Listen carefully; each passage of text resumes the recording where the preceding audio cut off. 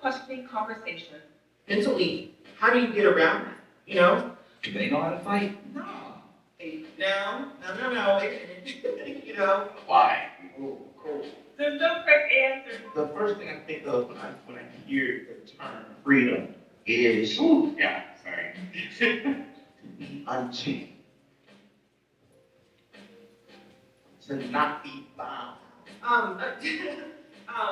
My grandfather was very, very keen on freedom. To have the liberty to express what it is you want to convey. I don't think we talk about that. We're talking about people, and those people are gonna make it unsustainable for you in the long run. Because these are complex issues that involve human relationships and human choices, human decisions, and human behavior. I just feel like I had a sermon, so thank you very much. I feel like I went to church a little bit just now, so thank you.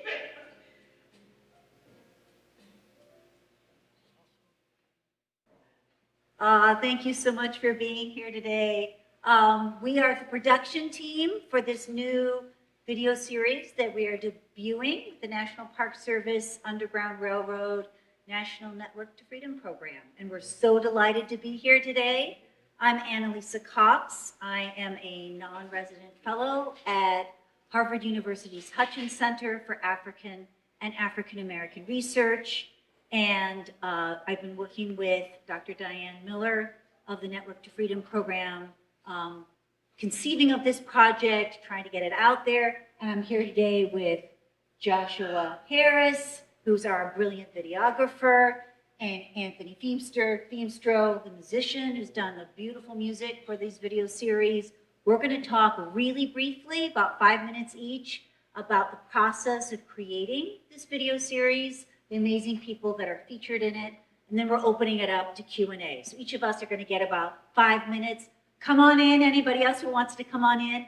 Please, those of you who have cell phones, could you turn them down or off so we don't get something exciting recorded for posterity forever of like loud cell phones going on. So this project has actually been in the works for a couple of years, and we've been working to try to get cutting edge, really new research by historians who really know what the craft of history is, right? How to find and dig up those histories about the Underground Railroad and the history of slavery in America out there in the public eye. And we conceived of this project as not being like one of those old school documentaries where you have somebody in a tweed jacket in a comfy chair. I mean, there are comfy chairs, don't get me wrong, but trying to sort of lead the conversation.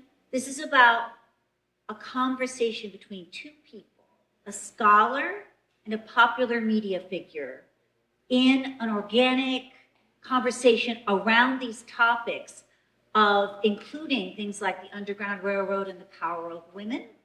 We have Josh Johnson and Dr. Derek Spires of Cornell University doing the Underground Railroad and the power of humor.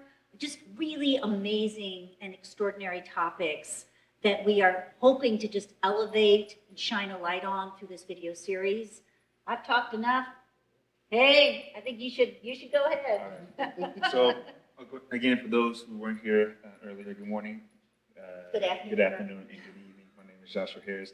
I am the videographer and I'm also a photographer for 630 Visions. And I've been here for about almost a year and a half working on this project. I have been tasked and have the privilege of helping to curate and produce and edit the conversations that has taken place between both our scholars and our individuals of influence, our celebrities. And for me, so what's unique about the series is that I was never there physically to actually shoot. And what I love about that is that, you know, it allowed me to creatively engage with the conversation that was already there. And one thing that I've told everybody that we've, you know, been in communication about is that the knowledge and the value in these conversations is there. And so for me as an editor and to visually help to curate the story, so make sure that those who are watching it, every one of us, feel engaged and we also feel like we're a part of the conversation as well. That's what I've been tasked to do, and that's what I like to say. I'm proud in being a part of it. I mean, also because I've been learning as well. All the information, the conversation points, the individuals that have been a part of the conversation, I've learned it's valuable information that I haven't learned, honestly, in schooling for myself. So it has caused me to go back. It's caused me to have additional conversations and to get additional books. And Barnes and Nobles know that they know me on a face-to-face basis. And to really just to learn more about the culture, but learn more about the topics that are being shared, just to continue to have these conversations that are necessary. Well, good afternoon. My name is Anthony Feemster. I am the musical composer of the video series that we're working on. My process is very, very unique when it comes to composing music for film. A lot of times I sit back and I watch, and it's like he said, it's very knowledgeable information. And it's a learning curve because a lot of the things as an African-American male, it was very enlightening to witness and experience and do something for all in the same breath. So to be able to learn about the War Treaty, Anthony Allen, a lot of these people that were inspiring these concepts musically, it allowed me to create in a way to where those elements could then come out. So I'm a firm believer that music is always an accompanying message to something greater, right? You all have cell phones, right? So when you hear your phone goes off, it's notifying you of another message that's taking place. It's not the main reason, right? And so as a musician, that is my job. I am the plate to food. I am not the main message. I am not the main thing. I am there to kind of pull your emotions in without you noticing that I'm there, right? And so that process is very unique because I sit back and I watch the videos at whole, and I take notes where I feel there are emotional connections, like, oh, that was very fun, or that was very intense, or that was very sad, that was very joyful. And then I go back into my digital workstation and I compile a list of sounds that I feel are fitting, whether it's from a piano, it's from an organ, or it's from sea shanty sounds from the 1700s, whatever it may be. I try my best to kind of cultivate that sound through the video that was given. So my brother here, Joshua, sent me the video. I watch it, and you're watching. You have these different ideas and notions, and trying to figure out what I can do, what I can use. How do I stay out of the way? How do I pull them in? And it's a very exciting process at times. Other times it's a very, very intense, I won't say negative, but it's a very intense process at times. And I think that the most rewarding feeling from this process alone has been being able to be informed about something I feel as though I need to be informed about. I think that, and this is just me, I'm a kid from Flint, Michigan, right? My school system failed me. And, it's the reality. And so a lot of this I was really like learning about in the process and almost forgetting that I was working on it. I was just enjoying the videos and enjoying the process and enjoying what was being said from each and every individual that was represented in this process that we're going to be doing, the quality conversations. It was just amazing to kind of witness so many different backgrounds and so many different rituals that are being taken place, whether it be through sound and music. Those were probably the most memorable moments out of the conversation pieces were these musical elements that were represented from these periods of time that I had no recollection of. I went to school for music. I studied music education. I conduct orchestra. I do piano and all this other stuff. And I was still like in a place of like learning something, right? So you can only imagine how excited I was about that. It's just been a great process. I am super grateful for everybody that's a part of this project and allow me to be a part of this space. And yeah, so thank you guys for coming out as well. I believe we're going to open it up now for any questions that you all have. I don't know if they're going to pass the mic around or you guys are pretty Well, confident. yeah, how do you want to do this? If we have questions, should we bring the mic over to the person? That might be a good idea. See if we cannot get feedback out of these. Okay, so we're hoping we have Q&A because we didn't have much talking to do. So we're really hoping we have questions. Maybe we scared you. All right, good, we got a question in the back. Just one moment, let's get you the mic so we can get you recorded. One moment.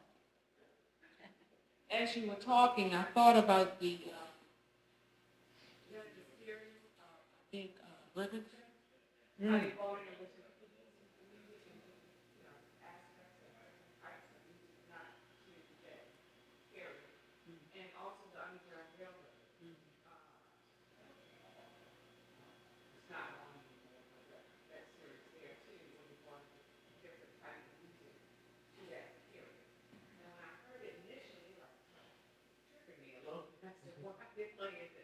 But all of a sudden, I got into it, my children got into it. And it was just, it kind of complemented what I was seeing. So I'm wondering, where did this come from, the genesis of this, the thought behind it?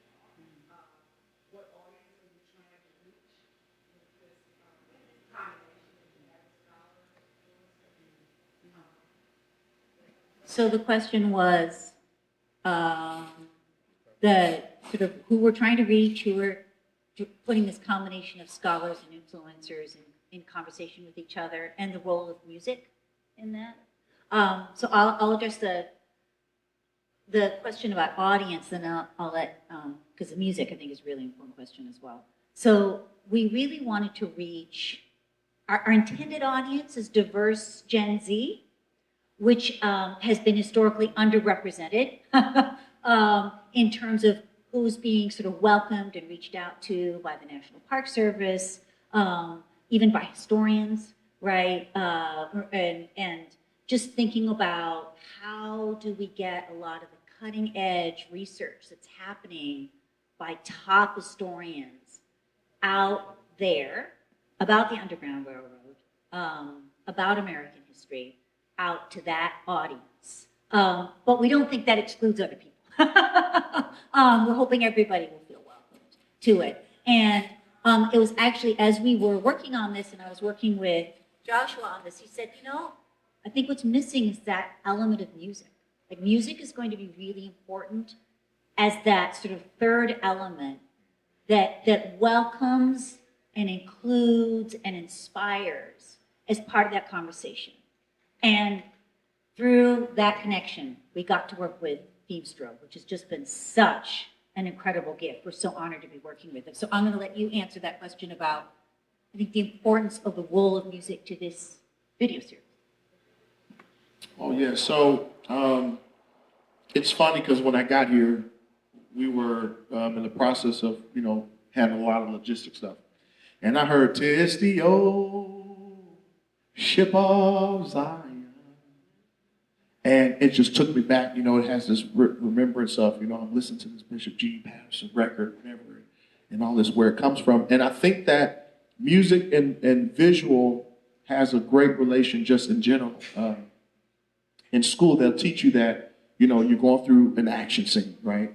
You're going through a scene, Tom Cruise, he's constantly running. He's always running in the movie. And so you're going, but silence represents reality. And so during this, I was trying to really balance that because it's a strange dynamic, but it's very important because of the emotional piece that music has overall. Music is a language, and I've been in situations to where, half of the room didn't speak English, but we were able to connect and able to communicate on a common ground. And I think that's one thing that music does with picture. And so it's a very, very important process for me as a musician. Growing up in church, that's all you did. You watched the preacher, and you watched who was ever talking, and you played according to what they were doing. And then if they got to going charismatic, you got charismatic with them, But you learn that essence of music and the importance of what it does to one's emotion to help carry out an idea, right? If there was music playing lightly up under me right now, I guarantee you that there would be a whole nother feel based upon what I'm saying. Now, if I was very angry and very aggressive and I was, and I needed something, audible to represent that idea, and then you hear silence. It's like, whoa, so it kind of pulls and pushes on emotions for whatever's being shown. Like I said, music is the plate to food. It's never the main thing, in my opinion. Some scholars may believe otherwise, but it just always accompanies the main message, and it just helps lift the emotion that's being visually seen, especially in this conversation. One of them, I can't remember, I think it was the last series that I seen, was so emotional. Oh, so the one about white? Yes. Yeah. So, yeah. Super, super emotional, and that's probably one of my favorite videos because it just pulls. I mean, there's some happy moments in there, some sad moments in there, but it's like this man, I can feel you. Like I understand where you come from. You didn't grow up in this area, but you have this understanding of what it does and how it means to you, and it's just an amazing gift to have, to be able to do such things when it comes to visual and music. I hope I answered your question in a sense. Do we have any other questions? Venus, did you have your hand up? Yeah. Do you have one mic? Can I run it over to her? Hang on. There we go. Thank you. How has this project impacted your consciousness, and where do you see yourself taking, what you've learned? Like, how do you see that playing into maybe your next project, or where you envision yourself doing with it, Okay. Yeah.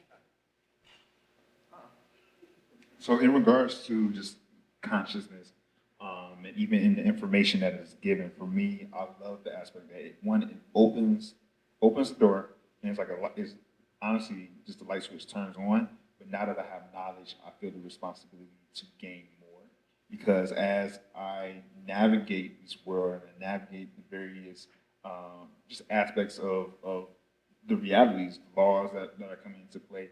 For me personally, I always want to have an understanding of everything.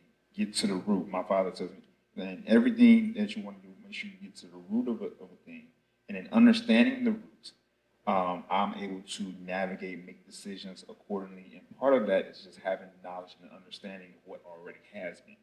And so in this series, from listening and from being enlightened on the various topics, on the various individuals, and the realities that has been portrayed and conveyed, then therefore for me, now I have a natural hunger to go after the knowledge, and in doing so, hoping to educate others. And for me, I like to do things organically, so within conversation. So even before this conversation, having a great conversation where I was just listening, but nevertheless, from that, gaining so much more than what I did not gain back when I was in school as well. And it takes, that extra effort to really just go deeper into a topic that interests you. And in that case, like I said, it's causing me to want to move forward with a natural hunger. Oh, any other questions? Yes. Hang on. Can you get it? Thank you.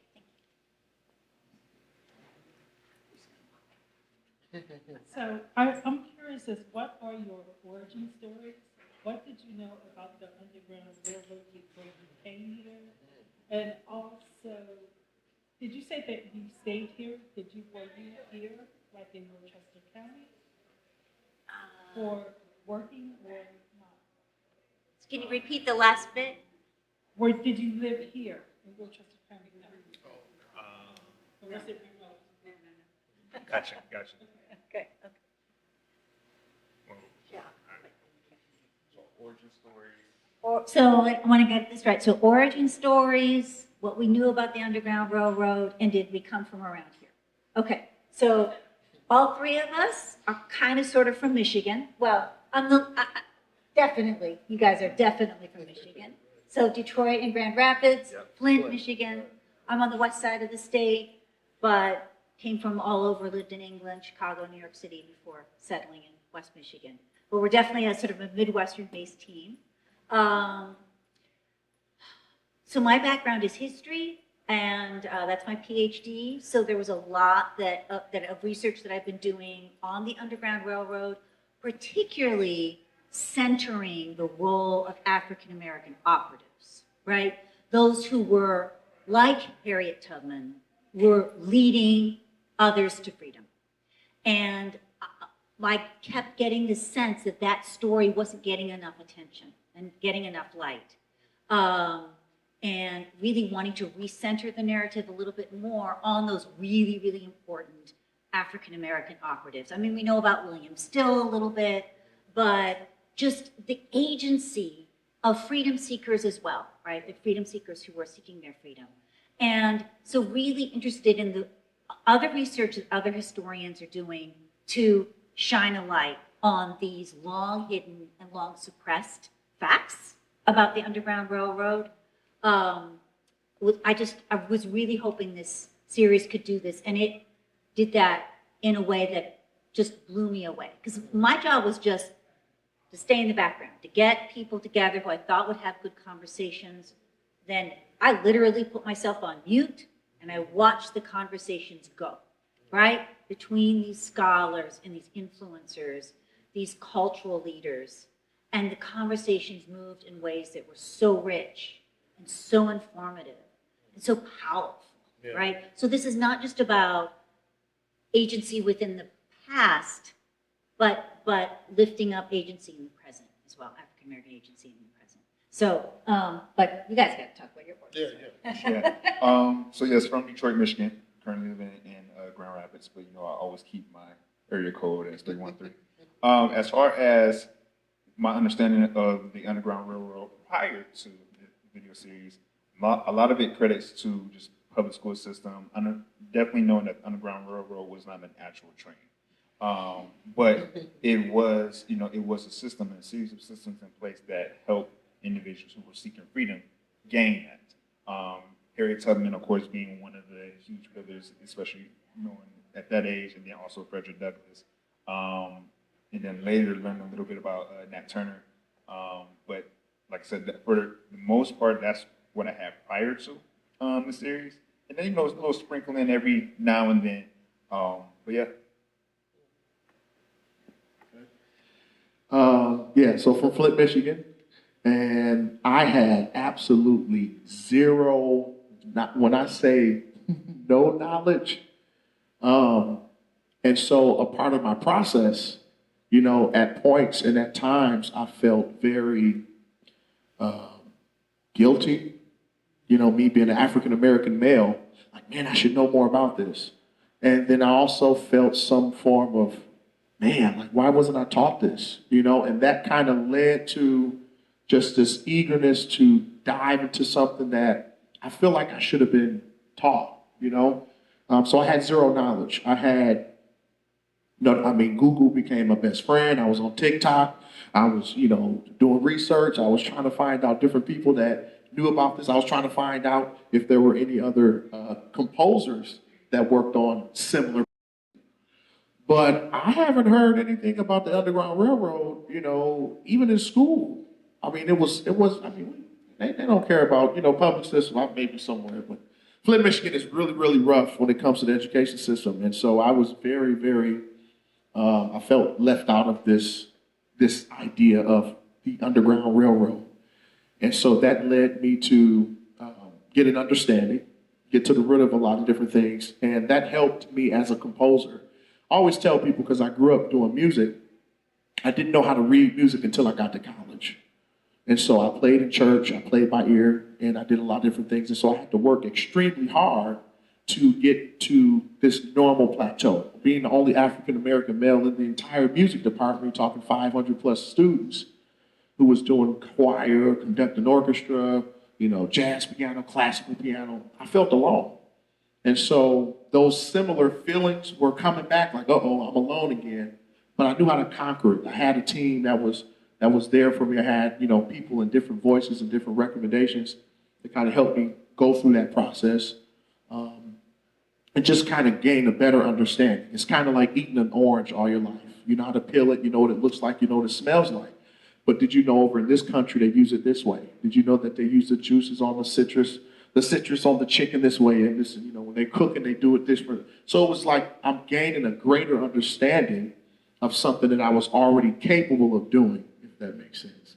And that's where I feel like my generation, I don't know why I'm going this way, but if we had that understanding when it comes to what was before us, it'd be a lot easier, you know, to say, hey, you know, you may not be using a lot of the things that they used back in those times, but there's a greater appreciation for it for you to understand why you're able to do what you do. And this was like one of those processes for me, you know, using this as an Underground Railroad, you know, working on the music in that fashion. So, Yeah, I think it's kind of just a minor extension. I think that's one of the takeaways that those who watch these series will gain, no matter what you already knew prior to watching. I believe that there's value in every conversation for everyone, depending, and it doesn't matter, like I said, where you are in the knowledge base, whether you know much or you know a whole lot. I believe it honestly will feel that need, and it will also cause additional conversation. Like I said earlier, cause you to dig more. We were on the tour, so we just sort of film. So we don't know who the scholars are and who the influencers are. Okay, so the question was, who are the scholars and who are the influencers on these films? So these films are going to be, they're available on the Network to Freedom's YouTube website, Facebook page, their National Park Service page. They're free, they're available to the public. We're hoping teachers will take advantage of them, high school, college level, doesn't matter. We're hoping people will just watch them directly. So we have done a number of videos. We've released 4 to start with, and they're a conversation between Dr. Derek Spires of Cornell University and the brilliant young comedian, Josh Johnson. That theme is the Underground Railroad, the power of humor, exploring the ways in which African American freedom seekers and abolitionists were using humor and satire as sort of a potent tool for freedom and liberty and equality, right? We also have the amazing Dr. Taya Miles of Harvard University in conversation with the film critic Jonita Davis, talking about representation of enslaved women and the Underground Railroad in film versus the reality of it. That's the Underground Railroad and the power of women, with a particular focus on women freedom seekers, right?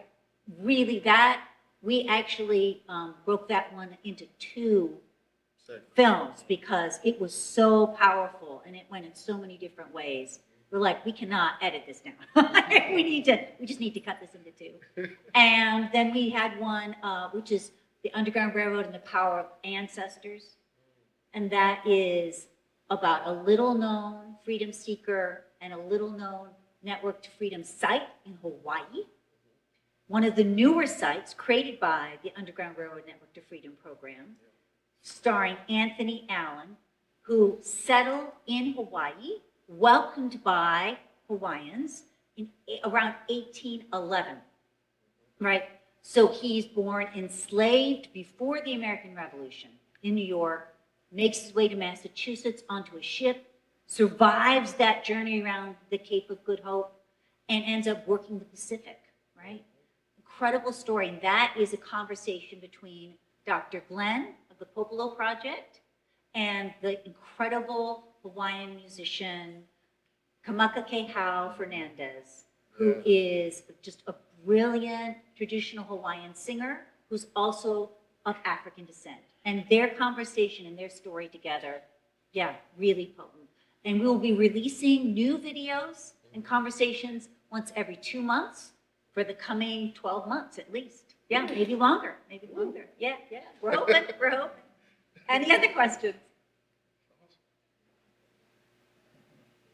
You want to talk about the challenges of filming during COVID? we had a question of the challenges filming during a pandemic. So this project started during the pandemic. I think you better be. Yeah. So, with us filming, during the pandemic, that means that we had to go for creative and virtual solutions. What that brings is it brings a whole new creative process, and it allows you to exercise the different. Honestly, like I said, I keep saying creative, but you have to be creative. You have to utilize kind of the things that you know, but also do your own research in how do I take what is provided, because I got in the middle of the project. There were already some videos that were already filmed, and so when I got the footage, I said, okay, well, I'm not there, and ideally I would have wanted to be there, but it allowed me to take what I had, exercise, flex some extra muscles as well as my brain muscles, and create a concise and an engaging video where people felt engaged as opposed to just, a one-dimensional, I'm just looking at a screen and they're just looking at each other. I believe that from the videos and from the editing style that I took, you actually see that it's a conversation. You feel like it's a conversation as opposed to just watching a CNN broadcast where you have 4 panels going across. And I haven't done something like that before. And now, I mean, with given, technology and the beauty of, what we're able to do as we continue to grow, as the series continue to grow, of course, we're going to look to add additional elements as well to make sure that, the message that is getting forth is just as good as it is, but, we're looking to elevate as much as we can. I think we might have time for one more question. Then we can wrap this up.